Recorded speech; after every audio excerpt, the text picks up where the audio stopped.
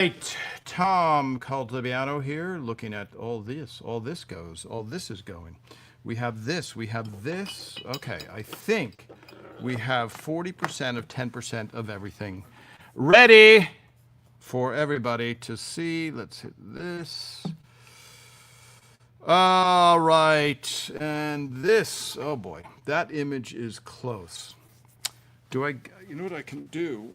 This is really amateur land, folks. Let me see if I can move that camera back using what's known as it's a dolly, it's kind of a dolly grip type of thing, which is called my foot.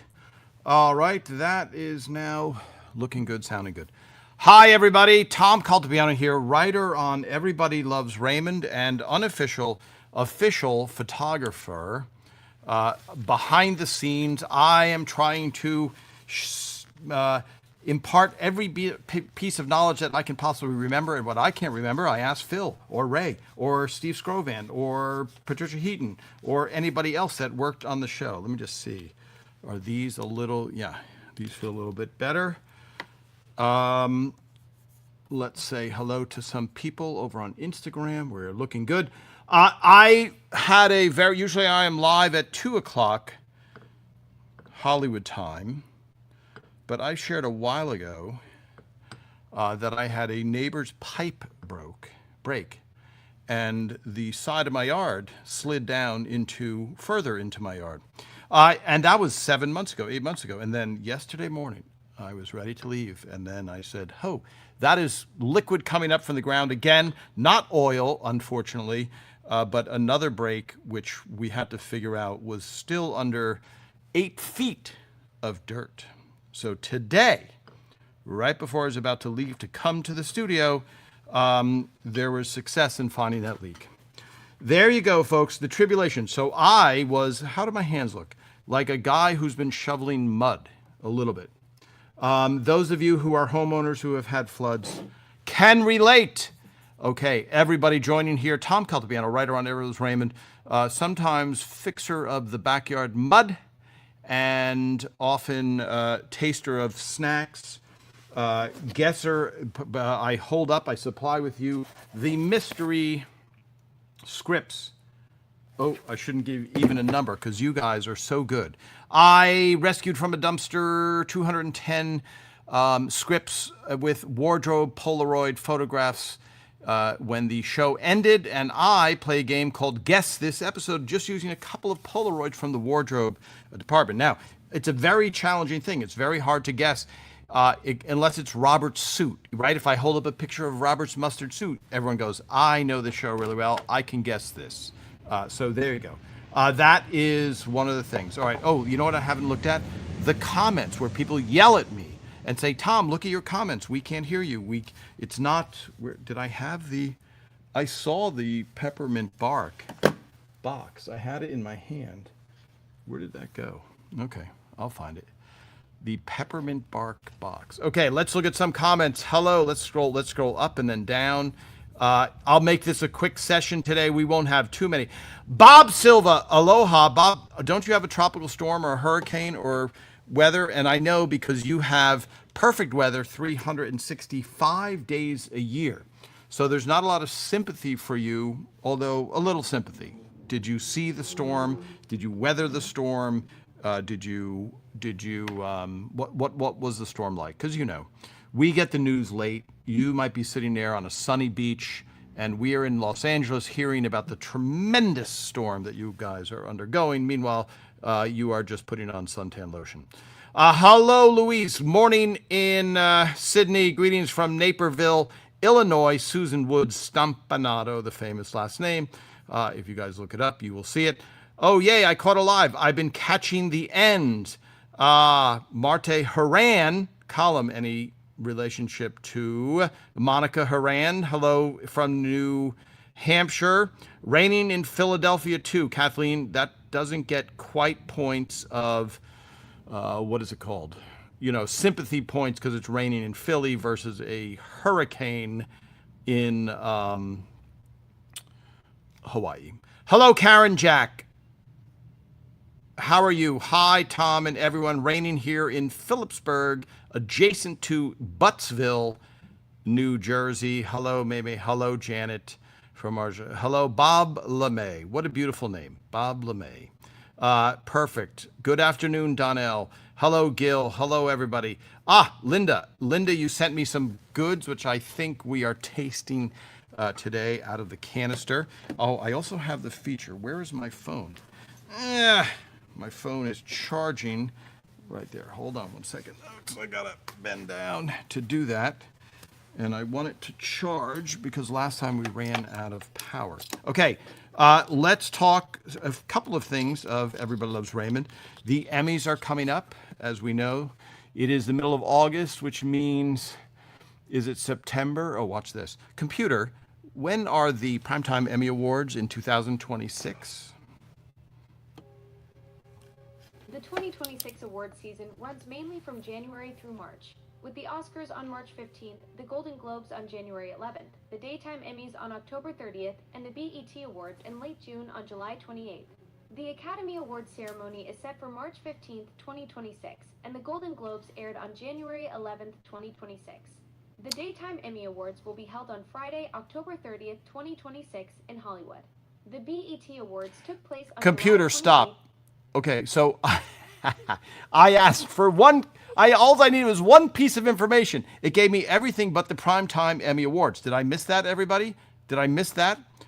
And I apologize. I was like, wow, I now know when the BET Awards are, but I don't, and I know when the Daytime Emmy Awards are. Anyway, it's around the corner. That's all I'm bringing it up for, because if it's around the corner, that means we will be sharing photos of past Emmys, because Everyone's Raymond won 15 Emmys and was nominated for 69 Emmys. And early on, it did not seem like we were going to win any Emmys whatsoever. Okay, let's catch up.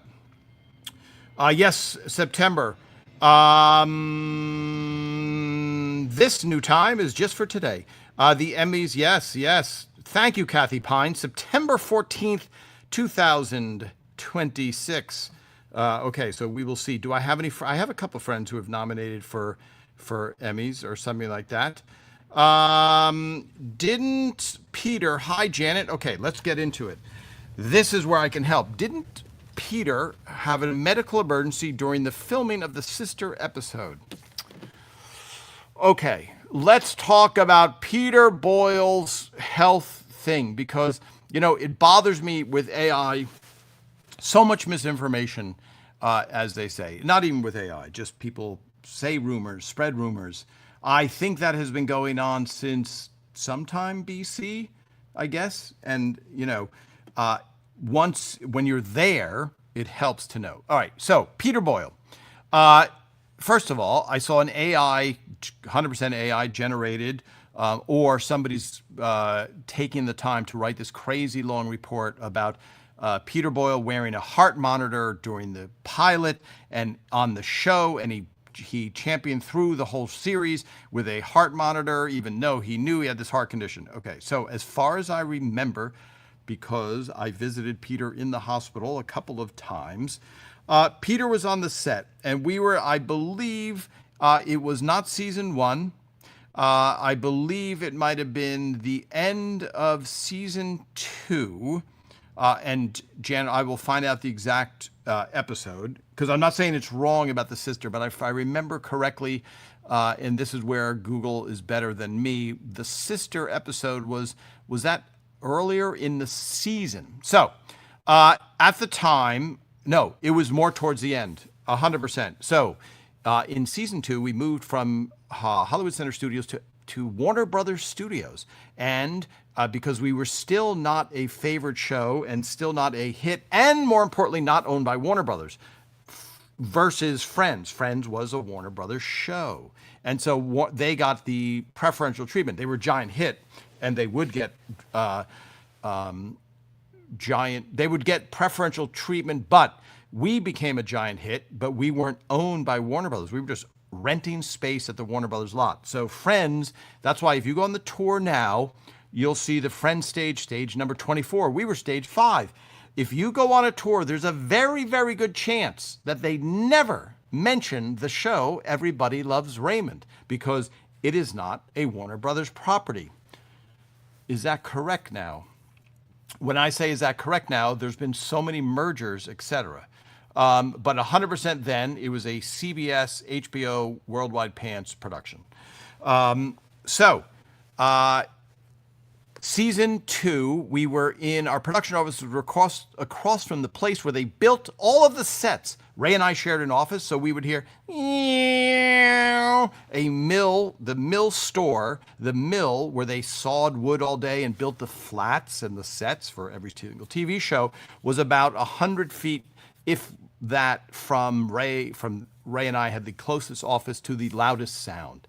That was season 2. And why do I bring that up, Tom? With Peter Boyle's heart attack. I don't understand the tie. Peter had a heart attack, and I remember going into his trailer. His trailer was not a dressing room, which later on they built physical structures. But for, I want to say, 1 or 2 years, there were these things called star wagons. If you look up star wagons, they are what you see, like, he'll be in his trailer when you hear that. Go find the movie star, get him out, he's in his trailer. That is what we had at Everybody's Raymond. Now, you usually use a trailer when you're on a set or when you don't have, when you're on a location or when you don't have a permanent set. Everybody's Raymond had a permanent set. So eventually, they built physical structures. And I remember Ray Romano had lunch, which I've told that story, with Phil Rosenthal and Johnny Carson and Tony DeSena, who arranged it. Tony DeSena, who's a good friend, who worked on The Tonight Show, managed that arrangement. And I remember Raymond recounting to Johnny Carson about how they were in temporary trailers, and he kind of just, it was weird because you're going to the bathroom in your trailer, which doesn't go away. And Ray's like, I know I'll be a big star when it goes away from where I am. So Peter Boyle had his incident and he wasn't feeling well and he would not go to the hospital. And there's a little bit of male, I'm going to say, as I think men are oftentimes babies, cowards. When it comes to going to the doctor or, you know, when you see a man with a cold, oh, sometimes it's a tragedy. Whereas women seem to be much more like, go to the doctor, go to the hospital, go right now. And I actually have a friend who had a terrible reaction to a medication. It's a very rare condition. And his girlfriend said, you got to go to the hospital. I'm taking you right now. And she pretty much saved his life. So on the set, he's not feeling well. He refuses to get medical care. And so they call up Phil Rosenthal, who's in the production office, which is the furthest place because I mentioned that we're not a Warner Brothers show. So we were as far away from our stage as could humanly be possible on the set. We were on the fence line at the edge of the stage. I don't know what the distance was. I'll measure it someday for you guys, maybe half a mile away. Hi, Phil. Peter is refusing medical attention. Can you please come down? So Phil goes down and says to Peter Boyle, Peter, listen to me. I know you probably don't have a heart attack. I know you're probably fine, but I am legally now exposed if you don't take official action and allow them to look at you. So please, please, please, Peter, please, so I don't get sued and lose my house because you, under my watch, you refused medical treatment. So Peter goes to the hospital, and it was, I believe it's called St. Joe's of Burbank, which if you look it up is really close to what used to be NBC Studios where The Tonight Show was broadcast. And Peter did indeed have a heart attack. Raymond and I visited him in the hospital, and I remember him getting out of bed and fake boxing with us to show that he was healthy.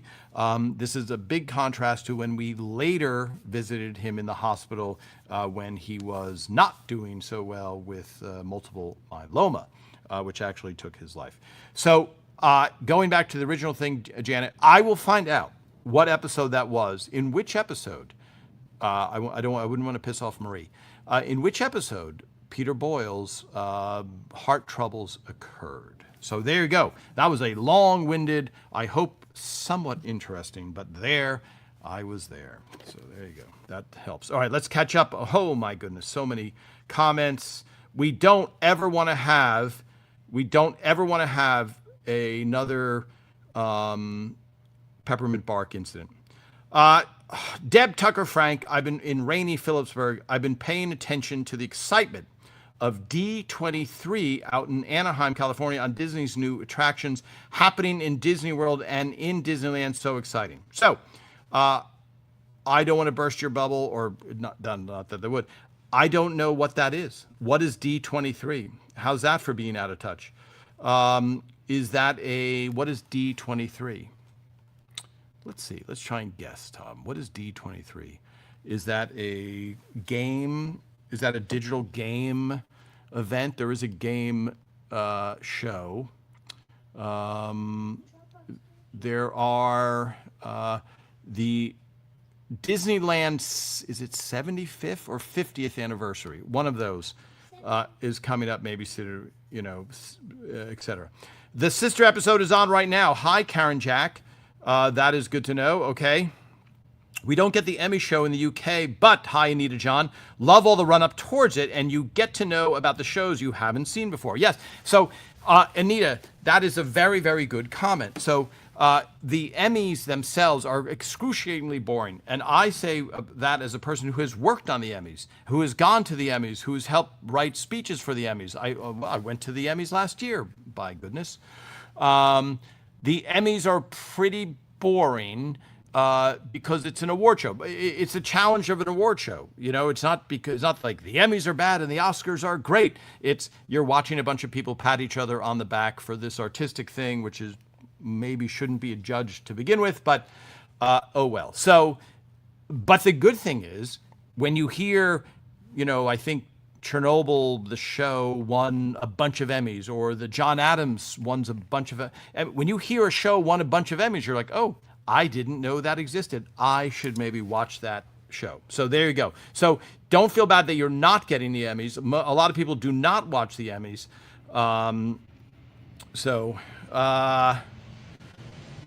Deb Tucker Frank, the 14th, you're turning 67. You don't feel any different than you do in high school. Hopefully somewhat smarter.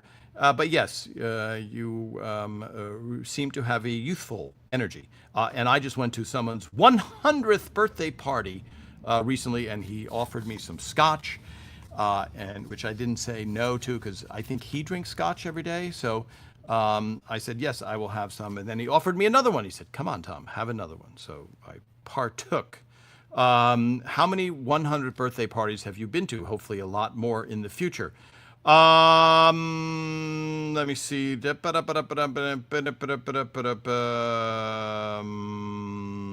Okay.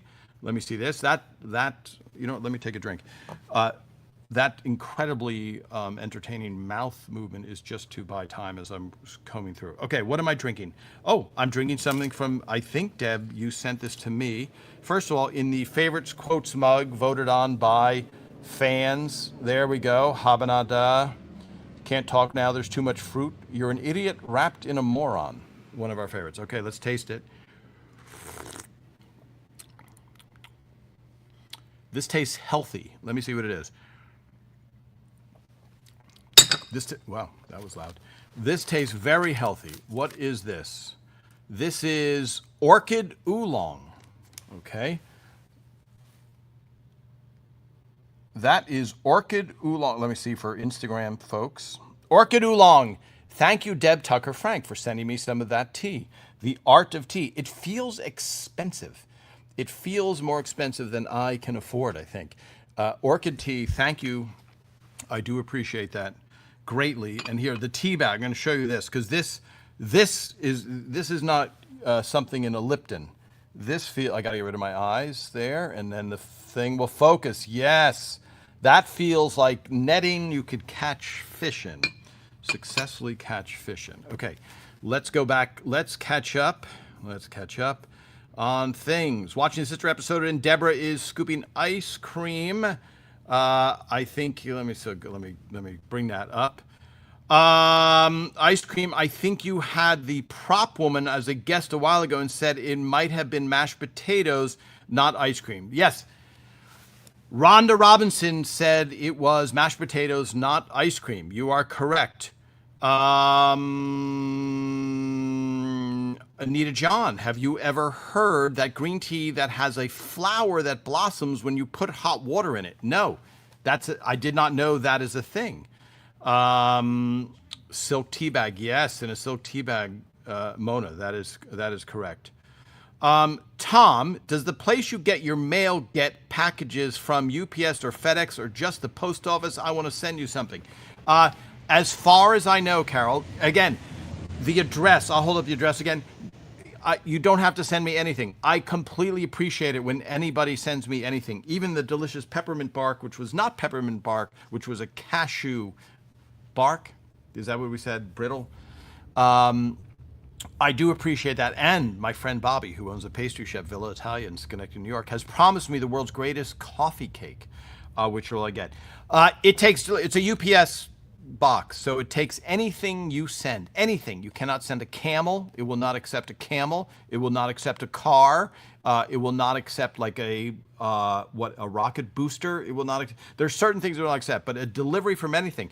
And what's interesting is when you have a post office box, that's where you get into trouble because you can only send from the U.S. Postal Service to post office boxes. Yes. Okay. I'm really like shot out of a cannon.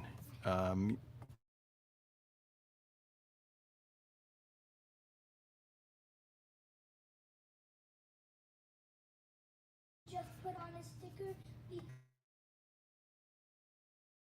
Okay. All right. So yeah, I deliberately muted there. Don't panic, everybody. I've been told that you can ship a potato and a coconut if you just write it because the outer. Now, I guess we can test this if we can do it. But that's what I'm told, that you could ship a potato or a coconut. All right. You know what my favorite feature is now? Is that I can plug in my phone. Okay, let me see. Let me see. Let me catch up on a couple of questions here, everybody. Hold on one second.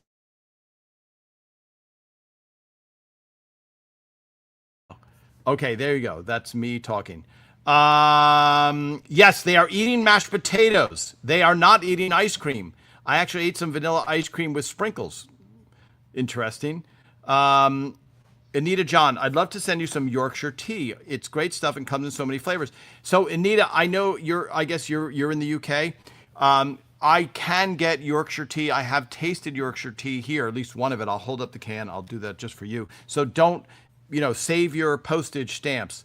But I appreciate the offer, and I loved Yorkshire tea. Mashed potatoes, yes, 100%. When Ray is what goes into tea, Mommy tells the baby he's looking for something in a Lipton. Yes, Kathleen, a very funny moment because let's face it, for people in the UK, I'm adjusting my seat here. For people in the UK, a high tea, I never had a high tea until I went to the United Kingdom to shoot a food show with Phil Rosenthal, who has a show now called Somebody Feed Phil. But this was before Somebody Feed Phil. This was 2012. And we were at Claridge's. Is that a place? Claridge's with Thomas Keller. And then later we went to Duke's with Heston Blumenthal. And we had high tea at Claridge's with Thomas Keller and Phil Rosenthal. I was off camera, but I witnessed it. Completely foreign to an American who's not exposed to the British culture. The tea culture in the United Kingdom is so much bigger, stronger, dare I say better, than in the United States. But high tea is completely foreign to us. And I know some Americans are going, Tom, I know what high tea is. How dare you? Yes, so something in a Lipton sounds right from Raymond. Let me scroll this down. Okay, let me scroll here. Hi, Anita John. Let me answer that, Anita John. Then we're going to go to the photos thing. Okay. Tom, the episode where Frank can't taste food because he's taking special medicine for his foot. Did this happen to someone who ignored to inspire this excellent episode and loved Marie's digs at Deborah's cooking? So I think that episode was written by Leslie Cavaney, who is a woman. I don't know. I don't know the origin of that story. That will be. I'll try and find that. That's been asked before. I think Mona asked that before. Um, Let me see. Stephen Wood, are you in Yorkshire? I'm. Is that? Am I pronouncing it? Let me see. Okay, we actually have that. Kathy Pine. Yep, I worked for the USPS, United States Postal Service. I've received a coconut with the address written on it and stamps all over it. Yeah, we actually have that prop from Members Raymond, which I think was never used in anything. Okay, let's scroll, but let's go over to Instagram before we continue. Let's see Instagram here. Yes, hi everybody on Instagram. I am not ignoring you. By the way, you can watch us also on YouTube. We are live on YouTube, and we are beefing up our YouTube channel presence. Hi, Leo. Tom just came back from a family vacation in Italy, and we drove through Anguillara, which is where they filmed Everybody Loves Raymond, the Italy episode. Did you see the pizza place? Did you take pictures, Leo? Can you share photographs? I have never been there. I would like to do it. Season 4, episode 6. Was that the sister episode? Yeah, so then that would not be it. Oh, let me check my phone to see if I have any top secret messages. Let's do this. Let's see this. I'm scrolling through. Let me see this. Okay. Let me see. Okay, yeah. All right. So there we go. And how's that? Yes, that's looking good as well. Me looking down is not as good. Okay, so let me do this, which I have been doing in the past. Where are we now? Folks, I say that. Let's see if, let's unplug this. Let's put in this newfangled thing. This is feed number 4. Okay, so this is this is great because I get to share. Okay, I think this is 4. Let's see what happens with 4. 4 goes to nothing. Let's see what happens with 3. 3 goes to nothing. Is that true? Let's put this, and then let's do this. Oh, there it was. Is that 4? Let's see. Is it? Yes. Okay. So here's what I'd like to do, folks. Let me go back and forth now. So what I have now is a fancy schmancy. This is my phone. Okay, and I used to hold it up like it was 1985 to the camera. So my friend Matt helped me hook this up. So now I can actually show. And what I like to do, folks, is I like to show. So there I am talking. That's a non-scanned photo, folks. So that's me talking to the audience. I will have to scan that photo.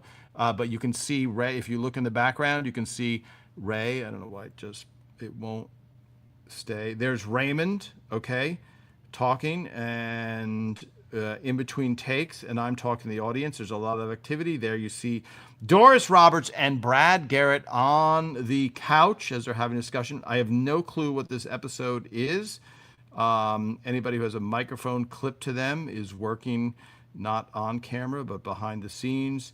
And there is that guy wearing a beanie. That's a very funny hat to be wearing as an adult. I don't know what that is. I see Ken Shapiro. I see John Kunkel. I see a lot of people. Oh, there's Phil.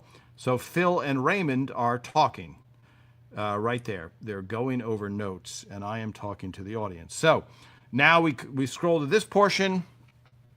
Here is Doris Roberts and Peter Boyle. You can see the microphone overhead. This is a photo that I took and recently scanned. I forget the episode this is, but I asked any changes that you saw in the kitchen. Now, as you know, a normal person's house changes. So if I went to your house 9 years ago and took a photo, and then went in today and took a photo, there'd be changes. So when people, the one faux pas that shouldn't have happened is the changing of the big fork and spoon, because Phil was very much adamant when they did the baggage episode. And again, you can't judge people by today. What does that mean, Tom? Well, now you can search every single episode. It's at your fingertips, you guys' fingertips. Back then, Phil would have to go, hey, can you talk to the post-production people, have them watch every single episode and see where the fork and spoon is. Right now, I can post any questions, and you guys, this collective audience, can answer anything that I can't remember, or Raymond can't remember, or Phil can't remember. Any of those questions that we can't remember, you guys can answer them really quickly. So we didn't have that at our fingertips back then. So that was officially but a faux pas. But anything can change. Now, the older you get, the less things seem to change. Although when I went to the 100-year-old person's birthday party, he was very. He had just remodeled his house. Not he paid for it, you know. So there we go. That's that. Candy. Okay. So here is a candy store, and there is our friend Good and Plenty. Good and Plenty. So that, let me go back here. That he loves the Good and Plenty. As we know, Robert loved the Good and Plenty. So, you know, there you go.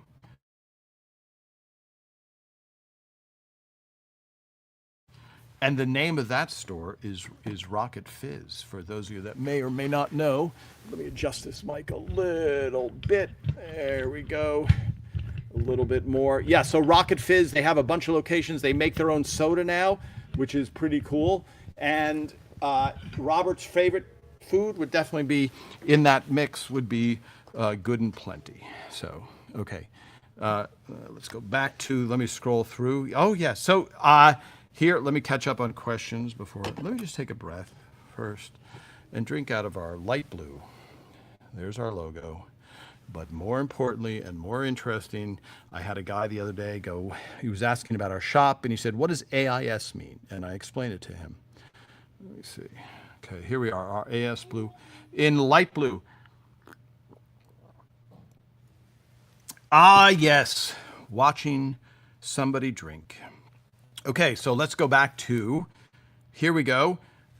So Robert and Amy's dance. A lot of people are like, was that a surprise to the audience? No, that's acting. I understand why people think that would be a surprise because it came out of the blue, etc. But to choreograph that, and I just love this photo. There's Kevin Kane, who's a longtime friend of Monica's, who's a dance choreographer. He went to college with Monica. Monica studied dance. Brad Garrett did not study dance. But I love the contrast of these two. And I don't know, for bonus points, what is on Robert's shirt? Brad Garrett is wearing a shirt that says Worldwide Pants, which is the, let me see if I can really zoom it in. It doesn't let me zoom in too far on Instagram or whatever. But was that your favorite part of the episode is what I asked. Okay, let's go back to this.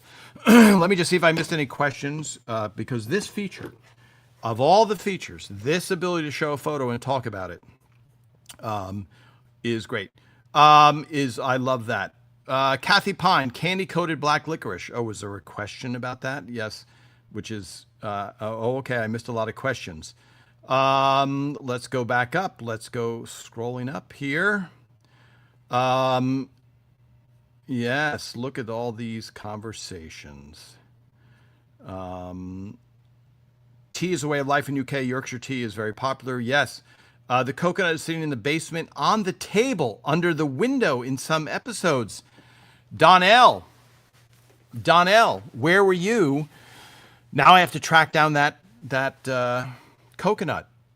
It's sitting in a basket on the table under the window in some episodes. So Donnell, that's phenomenal. So now, if anybody can find out what episode do you see that coconut in a basket under a window, let me know, because I don't know where that coconut is now. I know we wouldn't have given it away, and I think I might have sent it to Donna, maybe a photo to Donna Stamps, and maybe it wouldn't go to Rhonda, who was props. Again, props are anything that a human being touches, or a monkey, I guess, if you have a monkey in the show. Let's see. Let me see this. Hi, Bart and Trish, traveling. Be nice. Sorry, Thomas Gerard, because let me see. Ice cream would melt under lights. Yes. Thomas Gerard, you think in Be Nice, the coconut appeared? I love that. I got to find that coconut.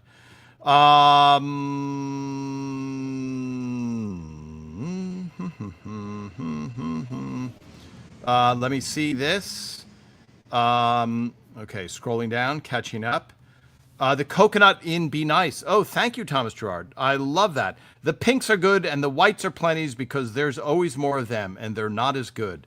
Is that a direct quote, Karen Jack?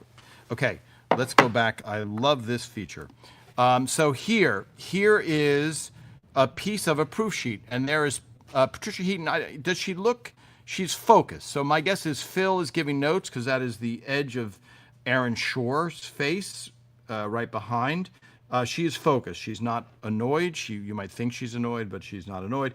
And there, sideways, so I turned the camera sideways, is Patty looking up at Brad from the episode, which would be the cult episode. Okay, I try and zoom in over here. Yeah, it won't let me grab that. Raymond and Raybert, yes, love that episode. Here we go. This was an earlier picture. We did not include the Good and Plenties in there. Now, this photo, when did I put this up? This is only 2 days ago. Okay. This got a huge response, a huge amount of people. I'm from Jersey. You don't pronounce the H. And I don't know why that is.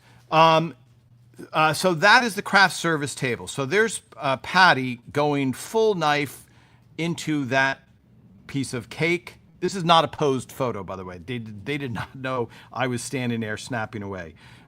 Doris focused on, and this is definitely not a show day because Doris is not in makeup or hair and makeup. There's a wide selection of fruits, and there, Patty going very deep. Now, I do have a 3-picture series in this, which I will post if you guys want me to, of Patty doing that cut, taking the slice out and walking away. And it's not until Patty's starting to walk away that Doris looks over at her, and I don't know what is she thinking. But the funny thing is Patricia Heaton looks undernourished here, digging into that cake with whatever that clothing option is. Was that big in 1999? The kind of long sleeve shirt that goes a little bit too long underneath the shirt? I'm not sure. But this was a great, and so this is where, that's the props department below. Okay, so there's Doris's script. That tells me it's table read day. It's the beginning of the week. So if I can match the table read, that is the cover. So for those of you a little trivia right here, the table read script color cover. The cover of the color is random. And when you write a script, they'll go, Tom, hey, you wrote the checkbook episode. What color would you like for your script cover? And I could care less about the colors as a person who's color challenged. So that tells me it's not pink, it's not blue, it's not yellow. That tells me it's a table read script, the beginning of the week. And so this was the beginning of the week. Happy birthday, Mark. We had a couple of Marks on the show, so I'm not sure who that is, but I will find out by discerning, by looking and seeing whose birthday that was. Okay, here we go. This was guessing this is guessing, what is this called? Patty wearing her, I think her lateness dress, right? Yes, because Raymond is in a tuxedo, and there you go. The AIS episode. Yeah, there's Tom McGowan. Great. So that is the AIS episode, right? Because Monica was in a casual outfit. Patty in that. Phil Rosenthal coming over. He's the first one to congratulate the cast after having a great filming, which, let's face it, they were all great, folks. Those of you who attended live. Here we go. Patty and Raymond, just in one of the many black and white pictures I took for the episode. Ray and Marie and Deborah in cahoots. Should Ray have intervened because they were manipulative and they ended up together anyway? A great question for all of you to know. Okay, morally should have done it if he knows that they're going to wind up together. But Ray was really offended. That is an episode that Ray and I wrote called Jealous Robert. And it was great seeing to see that little moment of Ray trying to come to the rescue of Robert, who's being manipulated by the girl's voodoo. Okay. Catching up, Tom Caltabiano here. Is the on-set TV a real television? It looks like a hollow shell. Yes, Bob Silva, it is a hollow shell with lights inside of it. Oh, let me get back here. Let me get back into my lines. Yes, I have lines on my monitor so I know for Instagram that my head isn't truncated. Did Patty still have the curling iron hanging from her hair for the curtain call? No, Karen Jack, she did not. Excellent question. Anita John, do I have a favorite prop from the episode? I like the canister, I'd say the best, since I have one of them. Let me see this. Who made all the cakes and desserts for the show? I love Patty in the green shirt. Yes, we mentioned Patty in blue. Yeah, I mean, so that's what that post was about. That's what that question was about with let me see, that post of that proof sheet.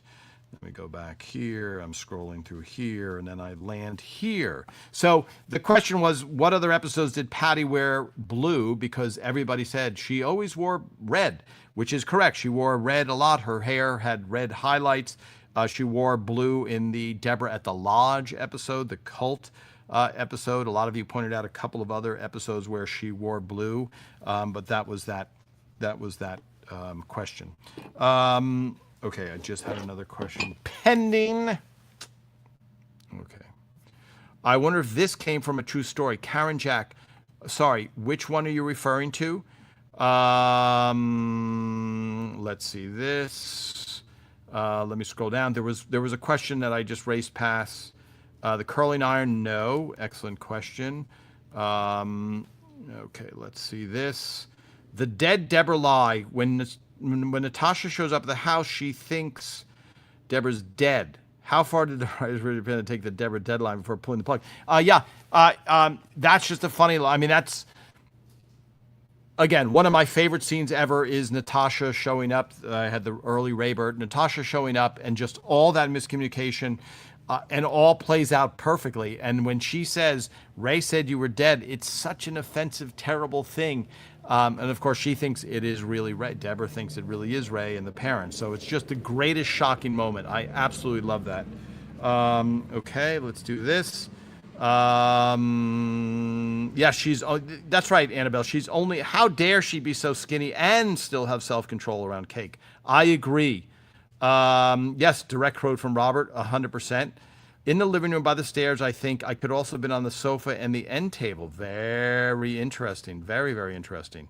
Okay. Let's do this. Let's guess the script because we're going to run out of time. Wow. Look at the time already. Again. Okay. Folks, Tom Caltabano here. For those of you that don't know, I saved all of these scripts from the dumpster, and I like to play Guess the Script using the wardrobe photos. And I do make fun because we show Raymond first because his name is on the show. And Ray dresses the same in almost every episode. So let me just see this. Let me check these messages here to see if there's anything urgent here. Okay, so Ray is the hardest. If you can guess in the beginning, you deserve an award for just being an unbelievable fan. Okay, here we go. Ray Romano, first thing Ray is wearing, let me see, flannel with a shirt underneath, and also flannel with a shirt underneath. Okay, so there's our first two clues on Guess the Script. Guess the Raymond script. Here we go. Here's another clue. Raymond wearing flannel with a shirt underneath. Cuffs closed, watch, and ring on. Okay, there's a quote. And a lot of people ask, why are these photos so bad? They're not bad. They're just taking them in an impromptu way. Here we go. Patricia Heaton. Yes. Sleeves down whole time. Diamond studs, no necklace. Watch and rings on, sleeves down. A lot of scenes and tag. Ooh, that's a clue right there. And here we go. Here's Patty again. Look at that. Patty again. And that is overexposed. That is a Polaroid that is overexposed. 1 second here. Hold on. I'm going to look for the guesses. And don't forget the times. They are timestamp. Guess the episode. Doris Roberts. That's Phil, folks. Phil wearing a suit jacket and jeans, talking to the cast. In between that, there's Peter Boyle, making a strongman pose for the fans. That's great. I love that photo of Peter. I have never seen it. Okay, here comes Brad, Garrett, Robert. He has his walker. That is a scene. That tells you when it's from. And so here we go. Here's this. Madeline Sweeten doing a funny pose. And let me see. Okay, so we do have the Sullivan and Maddie, the twins, and Maddie, and a mailman. There's another clue, a mailman. Okay, I haven't looked at any comments yet. So I'm going to go back and we'll see the guesses. Ah, yes. You guys are too good. So it's going to be very fast, I have a feeling. All of these guesses. Okay, scrolling down. Let's go up. Let me see this. Scrolling up. Confronting the attacker. Yay, guess the script. Okay, really, as per usual, Ray Barone, groupie, Jeff Clark. The names for the good and plenties, did those come from an actual person who named them? Yeah. What was that episode? Was that Brother episode? That's when they went to the movies? That I don't remember. Deb Tugger Frank confronting the attacker. The petting zoo features Robert confronting Nestle Bull. What were the safety protocols, the logistical nightmare of filming Ray and Brad so close to the live massive bull on set? So, excellent question, Deb. That was filmed outside. I think that was filmed outside. I mean, we filmed that scene. Yes, the petting zoo. That was filmed outside at Warner Brothers Studios. Yeah, a live bull on set. Do we want that really? No. So let me find out from who would do that. I now remember also the question I forgot. Who made all the cakes? So Marie's chocolate cake was made by a bakery that is no longer open, and they called it the Rhonda cake because it was a special cake. It's the best chocolate cake I've ever tasted. And we've tracked down, since it closed, we think the person who Rhonda dealt with at that bakery, which has since closed, and I think she might sell insurance or something now. So it's not like we can just go to her bakery and say, can you whip that cake up? So I have to reach out to her and see if I can get the recipe, and maybe we'll make that cake live on the show, just like me making bread. And then usually anything, the props department is responsible for making absolutely anything that the cast eats on the show, on camera. Craft Services makes the food that the cast eats off camera. So that picture I showed you of Marie, of Doris Roberts eating that fruit, and Patty eating that cake, that is all supplied by Craft Services. Okay, let's see. Let's look for our guesses.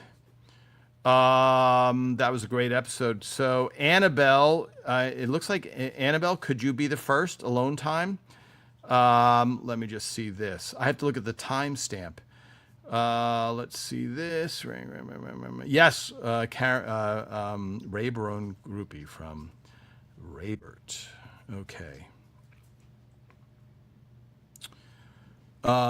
What's funny is I like these conversations, but I only hear the last sentence when somebody is answering them. So, Annabelle, do we declare you victorious now?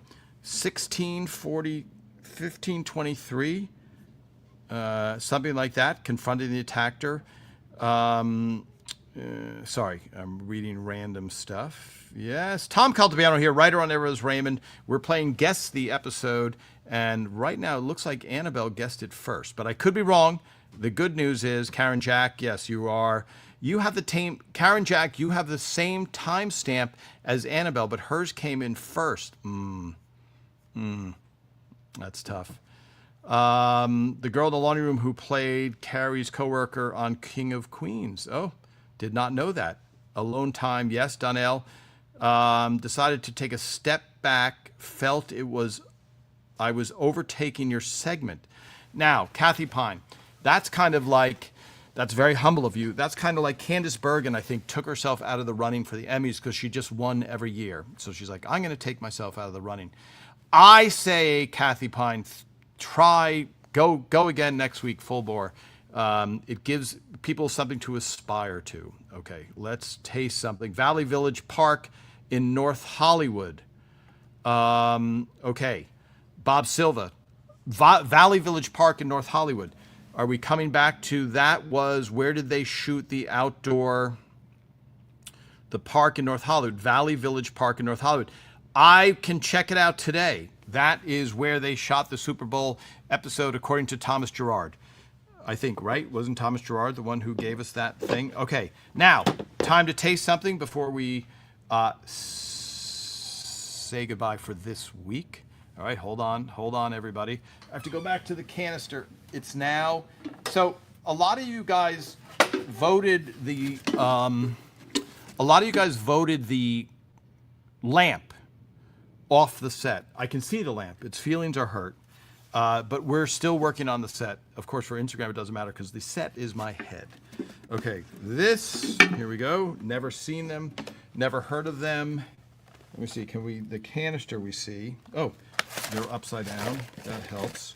Okay, so it sounds like Linda sent these to me, and it sounds, from my understanding, was you sent me an incredibly generous portion because it just didn't make sense to send one, or you're just a very generous person, which we get from the crossword puzzle. Okay, has anybody heard of these? I've never heard of them, never seen them. Okay, let me take out. I think what it is, yeah, so individual, look at the generosity. Everybody can taste one of these. Let me see. There we go. We can open. I'm going to open one. Here we go. You always have to share with the crew. Okay, here we go. Where are these from? These must be from the United States, right? I'm guessing. 2 grams of sugar, Rip Van wafers, dark chocolate. Oh, this is going to be almost like eating broccoli. Very healthy. Okay, let me flip it over for those of you who like to study the nutritional content. This is good till February 27th, 2027. It will not last seconds here. Okay, so let's try this. Rip Van wafers. A little play on, okay, hold on. I have to open it up, everybody. I think I struggle more with this than shoveling mud. Okay, here we go. For those that missed the beginning, I had a little mudslide. Okay, here is let's go, focus, yes. Okay, there is the outer wafer. They are not lying about that. Did I remember a napkin? I think I did. Okay, so, smells delicious.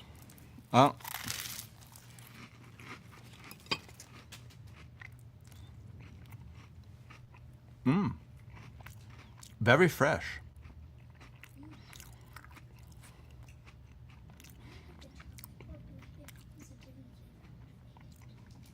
So there's a very unique chocolate flavor.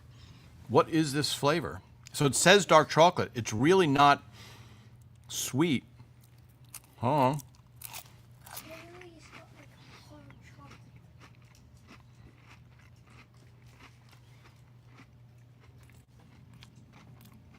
Really tasty.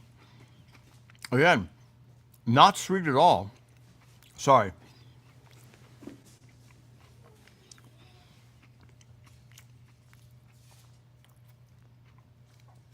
Not sweet at all. I need some tea. It's also, the wafer is very moisture. It takes some moisture out of your mouth.